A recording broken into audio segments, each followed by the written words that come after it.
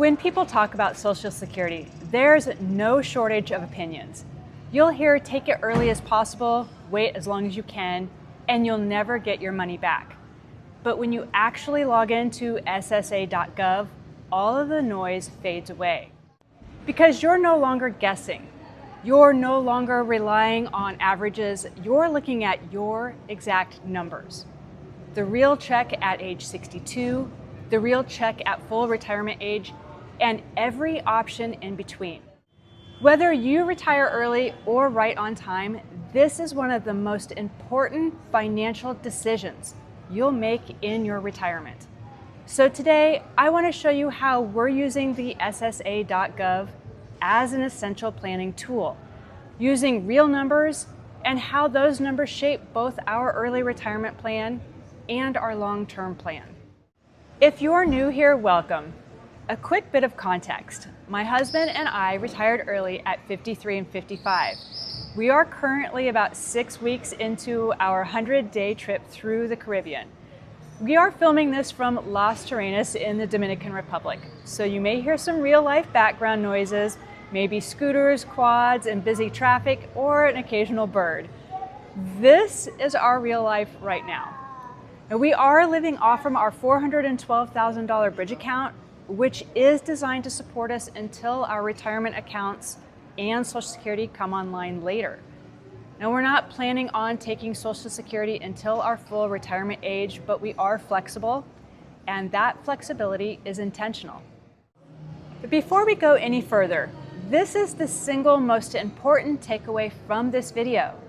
At a minimum, you must know what your exact Social Security check will be at age 62 and your full retirement age. Not what Google says, not what an article estimates, but your exact number. SSA.gov is the only place that gives you that. And a pro tip, when you sign up at SSA.gov, make sure that you have your ID and your phone ready, because they do use secure identity portals like ID.me or login.gov. And it takes a few extra minutes, but it's worth it to protect your data. When you log in, the overview page already answers most of the big questions. You'll see your benefit at age 62, your benefit at full retirement age, often 67, your estimate at age 70, your full earnings history, and your survivor benefit information. There's an important reminder. You can claim Social Security anytime between ages 62 and 70. You're not limited to just 62 or 67. You do have flexibility. Now, a crucial note, always check your earnings history. If a year is missing or incorrect, it can permanently reduce your benefit. So fixing errors now is very, very helpful. Let's make this very real using my husband's actual numbers, rounded for simplicity.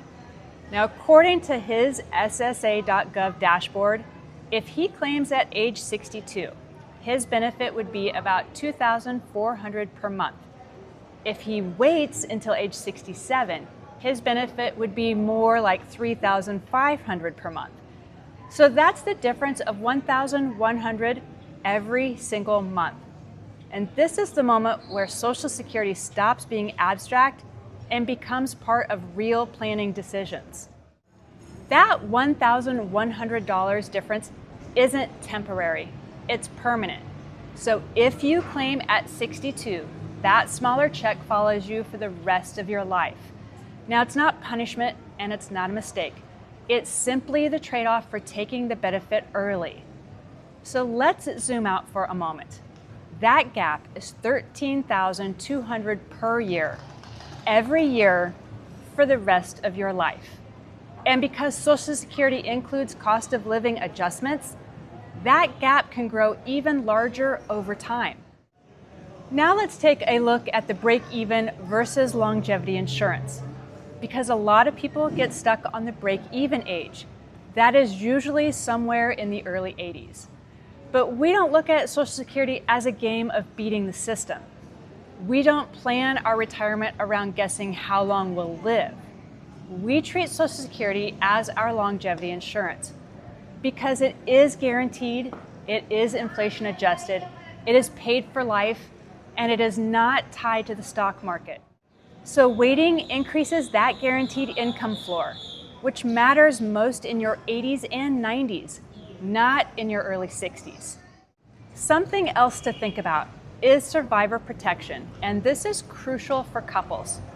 So if you're married, this decision is even bigger than you. SSA.gov shows survivor benefit estimates, and you need to look at them. In most cases, when one spouse passes away, the survivor keeps the highest of the two checks. By delaying my husband's benefits towards age 67 or beyond, he effectively is locking in the highest possible lifetime income for his surviving spouse. Now, this is one of the most overlooked reasons that people delay Social Security. Now, I want to pause here for a moment because there are very real reasons that people take Social Security at age 62. Maybe you're done working and you're exhausted and that money is relief. Maybe you have health concerns that makes earlier income important. Maybe you need the money now, and that is okay.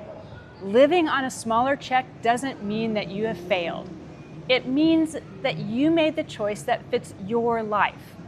There are also people who retire early. They take the smaller check intentionally and use it to supplement income or to extend their savings. And remember, there is no one-size-fits-all answer to this. For us, the plan is clear. We're living off from our $412,000 bridge account that is designed to support us until roughly 2040. Because we built this bridge, we don't need Social Security right now. So that allows us to let my husband's benefit grow towards $3,500 per month level. We also have 2 Roth accounts and a rollover 401k. So starting in 2030, he could take withdrawals if needed, but we don't plan to. We want to use those accounts to keep growing, but knowing that they're there gives us options, and options reduce stress. The core takeaway for all of this is that once you know your check at age 62, your check at full retirement age, and your flexibility in between, you can stop guessing. And when you stop guessing, retirement becomes calmer. And that's why SSA.gov isn't optional. It's essential in your planning. If you want to learn more, we have several other Social Security videos on our channel that walk through how this fits into early retirement and long-term income planning. If this video has been helpful, please like and subscribe. It really does help us reach more people trying to make thoughtful retirement decisions. Thanks for watching from the Dominican Republic, and we'll see you in the next video.